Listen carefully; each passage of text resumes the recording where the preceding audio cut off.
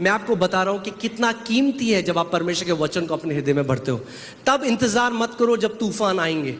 जब तूफान आएंगे तब तो वचन निकलेगा। वचन को अभी बो अपने जीवन में, जब सब कुछ शांत है, जब कोई तूफान नहीं है, तब है समय परमेश्वर के वचन को अपने हृदय में बोने का।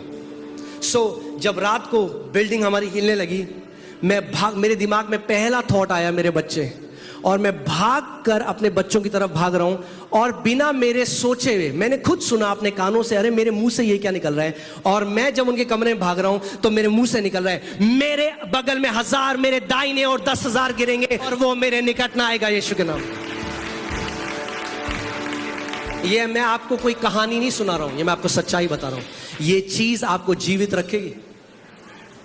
ये मैं एंटरटेन नहीं कर रहा हूं आपको, समझिए इस बात को। मैं आपको क्यों कह रहा हूं, कुछ लोग हंस रहे हैं, आप समझिए मैं कि आपको, आपके जीवित रहने का आधार है परमेश्वर का वचन। ये कहानियां नहीं है, आपको जीवित रखेगा। जब महामारी आएगी, जब प्रलय आएगी, जब ये सारी चीजें आएंगी, आप अनटच्ड हो गए यीशु के नाम में। सबको छुएगा, आपको नहीं छुएगा, आप यीशु के नाम में। मैंने कहा आप आत्मिक गोशेन में हो। जो बाहर के लोगों को जिसको छूने की अनुमति है, आपको छूने की अनुमति नहीं है यीशु के नाम में। आमेन। चलिए, प्रेज गॉड। अब शुरू करें वचन।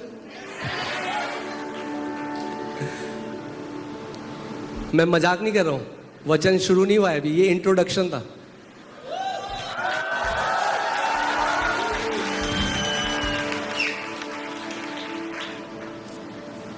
देखिए, परमेश्वर की प्रतिज्ञा है हमारे लिए साम 103 में। क्या प्रतिज्ञा है? वह तो मेरे सब अधर्म को क्षमा करता और मेरे सब रोगों को चंगा करता है। वही तो मेरे प्राण को नाश होने से बचा लेता है और मेरे सिर पर करुणा और दया का मुकुट बांधता है। वह आपके प्राण को नाश होने से बचा लेता है। English Bible says he redeems my life from destruction. जब विनाश आए तो वह आपके प्राण को बचा लेगा। बोलो, मैं आत्मिक गोशेन में हूं। जब मिस्र में रोना विलाप करना था तो आत्मिक जो गोशेन था वहां पे गाना और नाचना और सेलिब्रेशन था। जब वहां अंधकार था तो यहां पे क्या था? जीवन था। आमेन, हालेलुया। अब मैं इससे पहले आपको एक चीज बताऊं, जल्दी से मैं एक चीज टच करूंगा, उसके बाद हम वर्ड शुरू करेंगे। क्योंकि जब मैंने ये इसके बारे में हमने बताया, हम दीर्घ आयु के बारे में बताएंगे, तो कई लोगों के मेरे पास मैसेज आने लगे। तो फिर उन अपोस्टल्स का क्या, परमेश्वर के प्रेरितों का जिनको समय से पहले मार दिया, राइट? ओके, तो इसके बारे में आपको बताऊंगा कि आपको डाउट ना हो। परमेश्वर ने सारी चीजों से मनुष्य को रिडीम किया। परमेश्वर के लहू ने, प्रभु यीशु मसीह ने क्रॉस में हमें रिडीम किया, हमें छुटकारा दिया बीमारी से और सारे श्रापों से, जादू टोना से, डिस्ट्रक्शन से, महारोग से। इस समझ केवल एक चीज है जिससे हम लोगों को छुटकारा नहीं मिला, और वो जानते हैं आप क्या है? परसिक्यूशन, सताव है जिससे हमें छुटकारा नहीं मिला। हमारे पास कोई प्रतिज्ञा नहीं है, आप प्रतिज्ञा बोल के सताव से नहीं बच सकते। जब आपको सताव आएगा, मसीह बाइबल कहती है जो धर्मी लोग हैं वो सताए जाएंगे,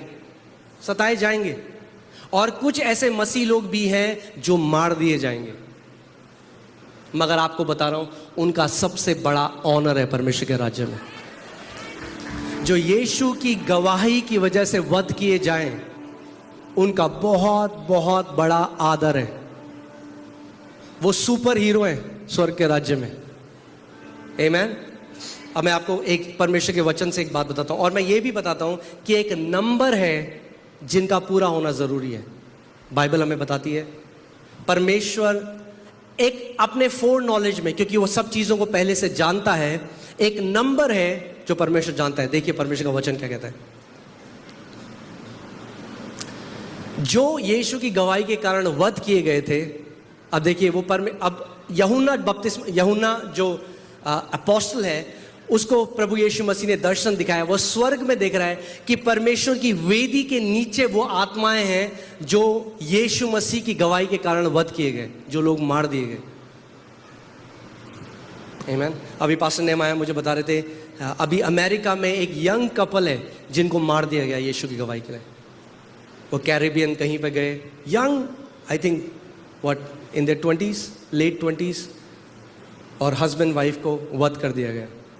देखिए बाइबल इसके बारे में कहती है, उन्होंने बड़े शब्द से पुकार कर कहा, हे स्वामी, हे पवित्र और सत्य, तू कब तक न्याय न करेगा और पृथ्वी के रहने वालों से हमारे लहू का बदला कब तक न लेगा। उनकी आत्माएं पुकार रही हैं परमेश्वर की वेदी के नीचे। परमेश्वर ने अपनी वेदी के नीचे उन आत्माओं को रखा है। जब आप प्रकाशित वाक्य में पढ़ेंगे, उनमें से हर एक को श्वेत वस्त्र दिया गया और उनसे कहा गया कि और थोड़ी देर तक क्या करो, विश्राम करो, जब तक तुम्हारे संगी दास और भाई जो तुम्हारे समान वध होने वाले हैं उनकी भी गिनती पूरी ना हो ले। एक गिनती है जिसको पूरा होना है। हमें नहीं पता कौन है उस गिनती में, मगर अगर आप हो, मैं हूं, कोई भी है, तो बहुत धन्य हैं लोग।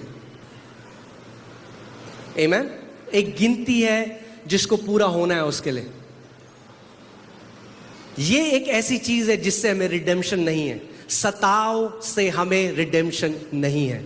इसीलिए जब कलीसिया में नए नियम में सताव आया, कभी नहीं पढ़ोगे आप उन्होंने प्रार्थना करी प्रभु हमें सताव से बचाओ। उन्होंने पता क्या प्रार्थना करी, परमेश्वर अपने हाथ को बढ़ा और महान चिन्ह और चमत्कार तेरे बेटे यीशु के नाम से हो परमेश्वर। इनकी धमकियों को देख परमेश्वर और महान काम कर। उन्होंने कभी नहीं कहा कि हमें इससे बचाओ, क्योंकि हमें सताव से रिडेम्पशन नहीं है। यीशु मसीह ने कहा अगर उन्होंने मुझसे नफरत करी है तो तुमसे भी नफरत करेंगे। इसीलिए जो वीक है मसीह, जो सबको खुश करना चाहते हैं, वो परमेश्वर के राज्य में नहीं चल सकते। और आपको सबको, मुझे बुआ को भी खुश करना है, चाची को भी खुश करना है, ननद को भी खुश करना है अपनी, तो परमेश्वर के राज्य में नहीं चल सकते। क्योंकि जब यीशु मसीह की गवाही दोगे तो लोग आपके लिए बुरी बातें भी बोलेंगे, आपके रिश्तेदार ही उल्टी सीधी बातें बोलेंगे। मगर यीशु मसीह ने कहा जब तुम्हें लोग सताएं मेरे नाम से तो धन्य हो तुम और आनंद मनाओ, क्योंकि स्वर्ग में तुम्हारा बहुत बड़ा प्रतिफल है। आमेन। You are blessed. आप धन्य हो परमेश्वर का वचन कहते। आमेन। सो मैं इसको क्लियर करना चाहता था कि आप समझ जाएं कि लोग ये ना बोले अपोस्टल्स की गिनती उसमें थी इसीलिए वो मारे गए। वैसे यूहन्ना की नहीं थी, यूहन्ना को नहीं मार पाया। अगर आप हिस्ट्री पढ़ेंगे, बाइबल बताती है यूहन्ना को जलती हुई कढ़ाई में डाल दिया था, मरा ही नहीं। तलवार से मारने की कोशिश करी, मरा ही नहीं। तो उन्होंने पैतमोस के आइलैंड में भेज दिया उसको। हालेलुया। तो ये एक पिक्चर है, आप देख सकते हैं, ये परमेश्वर का सिंहासन है और ये सारे श्वेत वस्त्र पहने हुए वो आत्माएं हैं जिन्हें वध कर दिया गया। आमेन। काफी चुप हो गए आप लोग। ओ वचन अब शुरू हो रहा है। हालेलुया।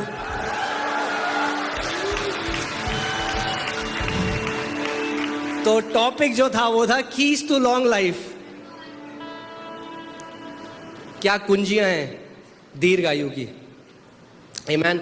और पहली जो कुंजी है वो है फियर ऑफ द लॉर्ड, यहोवा का भय मानना।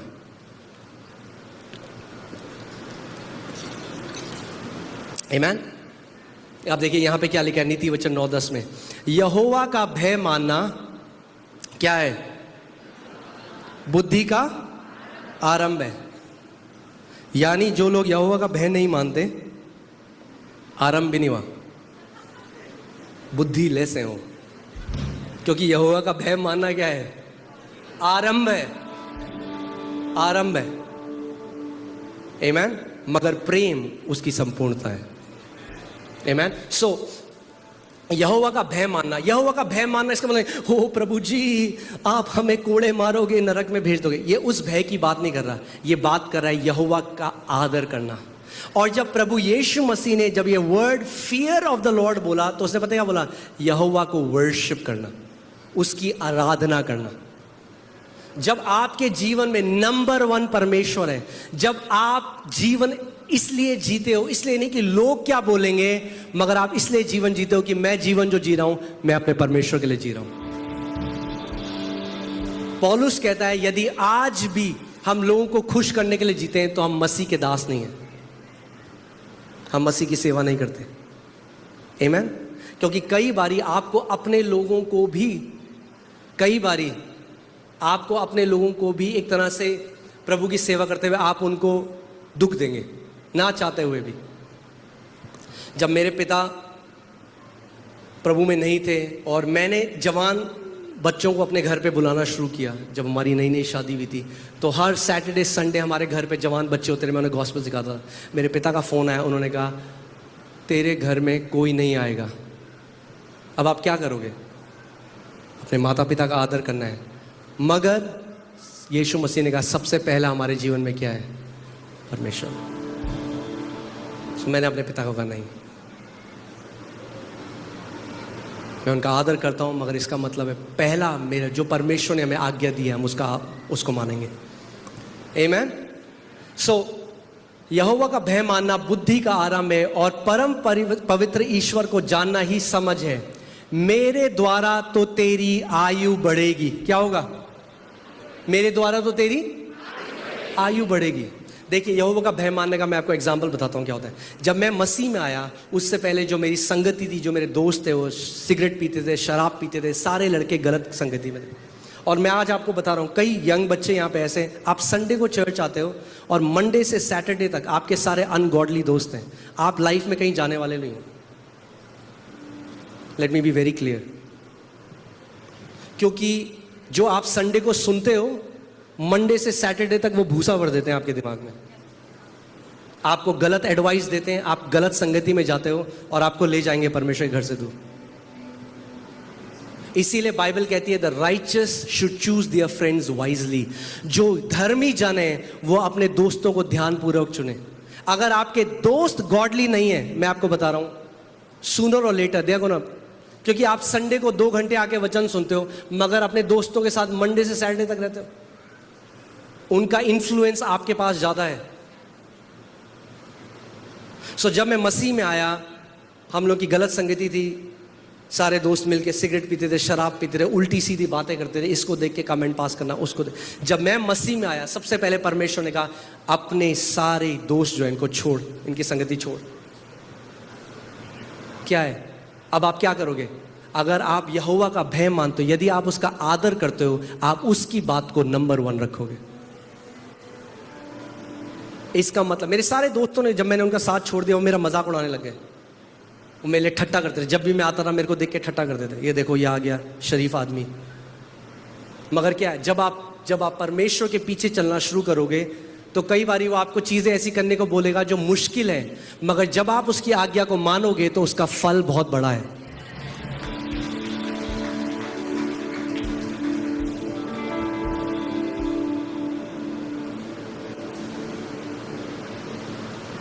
आमीन। यहाँ पे दर्पण भाई हैं, it's okay if I share your testimony. वो एक गारमेंट की शॉप में जॉब करते थे, वहाँ पे एक सेल्समैन थे, और संडे को उन्होंने बोला मैं कलीसिया नहीं छोड़ूंगा। संडे को जब सबसे बड़ा सेल का दिन होता है, कई लोग क्या करते हैं, संडे को ओवर टाइम ले लेते हैं मसीह, वो बुद्धिहीन मसीह हैं। 2000, 3000, 1000 बढ़ाने के लिए वो संडे कलीसिया नहीं आते। और उन्होंने कहा मैं संडे को नहीं छोड़ सकता, उन्होंने उनको निकाल दिया उस जॉब से, और आज परमेश्वर उनको उठा के एक उनकी अपनी कंस्ट्रक्शन कंपनी है। मैं आपको क्या बता रहा हूँ, जब आप यहोवा का भय मानते हो, जब आप उसकी आज्ञाओं पे चलते हो, जब आप उसको नंबर 1 रखते हो अपने जीवन में, तो क्या होता है, आप उसके द्वारा लंबी आयु, आपकी आयु बढ़ेगी और तेरे जीवन के वर्ष अधिक होंगे। और कुछ जो मेरे दोस्त थे उस संगति में, वो ड्रग ओवरडोज से मर चुके हैं आज। अगर परमेश्वर मुझे उस संगति से नहीं निकालता, मुझे नहीं पता, क्या पता मैं भी होता उनमें से एक। हालांकि मैं ड्रग्स नहीं लेता था, मगर मैं आपको ये कह रहा हूं कि संगति हल्के हल्के करके बंदा खराब जगह जाता है, एक साथ नहीं जाता। अगर आपके दोस्त खराब हैं, पहले आपको बोलेंगे पान खा ले, फिर बोलेंगे सिगरेट पी ले, फिर बोलेंगे सारे हल्के हल्के करके आपको गलत कामों में ले जाएंगे। मगर अगर आपके गॉडली दोस्त हैं तो वो आपको जीवन की तरफ लेकर आएंगे। आमीन। परमेश्वर ने, शैतान ने मेरे दोस्तों का इस्तेमाल किया मुझे नाश करने के लिए, और परमेश्वर ने भी एक दोस्त का इस्तेमाल किया मुझे जीवन में लाने के लिए। देखिए और क्या लिखा है, यहोवा का भय मानने से आयु बढ़ती है। क्या होता है यहोवा का भय मानने से? आयु बढ़ती है, परंतु दुष्टों का जीवन थोड़े ही दिनों का होता है। मगर यहोवा का भय मानने से आयु बढ़ती है। जब आप उसको फिर से देखिए, अलग अलग वचन में सेम चीजें लिखी है। यहोवा का भय मानने से जीवन बढ़ता है, और उसका भय मानने वाले ठिकाना पाकर सुखी रहता है, उस पर विपत्ति नहीं पड़ने की। इंग्लिश बाइबल कहती है, he'll be untouched by evil। बुराई से परमेश्वर उसको बचा के रखता है। आमीन। सो पहली चीज क्या है? फियर ऑफ द लॉर्ड, यहोवा का भय मानना। यानी आपके जीवन में नंबर 1 कौन है? परमेश्वर है। आप ये नहीं सोचते अगर मैं ये करूंगा तो वो व्यक्ति क्या सोचेगा। आप ये कह के अपना जीवन जी रहे हैं कि मैं परमेश्वर के लिए अपना जीवन जी रहा हूं। जब कोई नहीं देख रहा तो परमेश्वर देख रहा है। मेरे दिल में उठने बैठने वाले विचारों को भी परमेश्वर देख रहा है। आमीन, हालेलुया। दूसरा क्या है? परमेश्वर की सेवा करना। ये जो सेम शब्द सेवा करना है, यही आराधना करना भी है। तो मैं आपको इसके डबल मीनिंग बता रहा हूं। 2 चीजें जो इसके मीनिंग है। एक, जो भी आप परमेश्वर के लिए कर सकते हैं, टाइटल ढूंढने की जरूरत नहीं है आपको। जब मैं कलीसिया जाता था, मेरी पहली सेवकाई थी चेयर साफ करना, पोछा लगाना। जहां भी आप परमेश्वर की सेवा कर सकते हैं, आप गाड़ी में किसी को कलीसिया ला सकते हैं, वो भी सेवा है। जो भी आप सेवा कर सकते हैं, आप पानी पिलाते हैं किसी को, वो भी एक सेवा है। सो जो भी आप परमेश्वर की सेवा, देखिए यहां पे क्या लिखा है, तू अपने परमेश्वर यहोवा की उपासना करना। ये जो शब्द हिंदी बाइबल उपासना कहती है, इंग्लिश बाइबल इसको सर्व कहती है, क्योंकि इसके दोनों मीनिंग है। जब आप हिब्रू में जाएंगे तो इसके मीनिंग उपासना करना भी है, इसका मीनिंग सेवा करना भी है। आमीन। सो तू अपने परमेश्वर यहोवा की उपासना करना, तब वह तेरे अन्न जल पर आशीष देगा और तेरे बीच में से रोग को दूर करेगा। तेरे देश में ना तो किसी का गर्भ गिरेगा और ना कोई बांझ होगी। आमीन। इसी से मुझे याद आया, पिछले हफ्ते जब मैं प्रार्थना कर रहा था, परमेश्वर ने मुझसे बोला कि मैं आपको ये बताऊं, और मैंने एक दर्शन भी देखा। मैंने देखा कि बहुत सारे वो बहनें जिनके बेबी नहीं है, जिनके बच्चे नहीं है, परमेश्वर ने कहा अब से मैं उनको इस भवन में लेके आऊंगा और वो फ्रूटफुल होंगे यीशु के नाम में। आमीन। So if you don't have your own baby, ready हो जाओ। आज आप वो ग्रेस भी लेकर जा रहे हो इस जगह से। मैं आपको बता रहा हूं, अलग अलग सिटीज से, अलग अलग शहरों से लोग यहां पर आएंगे जिनके बच्चे नहीं हैं, और वो टेस्टिमनीज लेके आएंगे फिर अपने बच्चों को लेकर। आमीन। तेरे देश में ना तो किसी का गर्भ गिरेगा, ना कोई बांझ होगी, और तेरी आयु मैं पूरी करूंगा। तेरी आयु मैं पूरी करूंगा। So whatever your hand finds to do for the Lord, do it. क्योंकि आप उसके राज्य को पहला रख रहे हो। आमीन। हमें कंज्यूमर मेंटालिटी नहीं रखनी है कि मेरे लिए क्या है, ये कहना प्रभु मैं कैसे तेरी सेवा कर सकता हूं। जहां मुझे मौका मिले प्रभु मैं तेरी सेवा करना चाहता हूं, इन एनी कैपेसिटी, किसी भी क्षमता से प्रभु जो मैं तेरी सेवा कर सकता हूं मैं सेवा करूंगा। आमीन। मुझे पता है बहुत गर्मी है, सारे एसी फेल हो चुके हैं, मगर यहां पर आपसे 10 डिग्री ज्यादा है क्योंकि यहां पे लाइट है। आमीन। It's okay.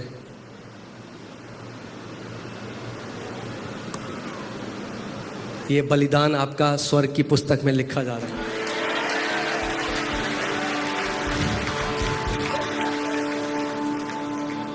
बेचारे मेरे बच्चे इतने गर्मी में थे। आमीन। बाहर वालों का और ज्यादा बलिदान है, वहां कोई एसी नहीं है, कूलर में बैठे लोग। आमीन।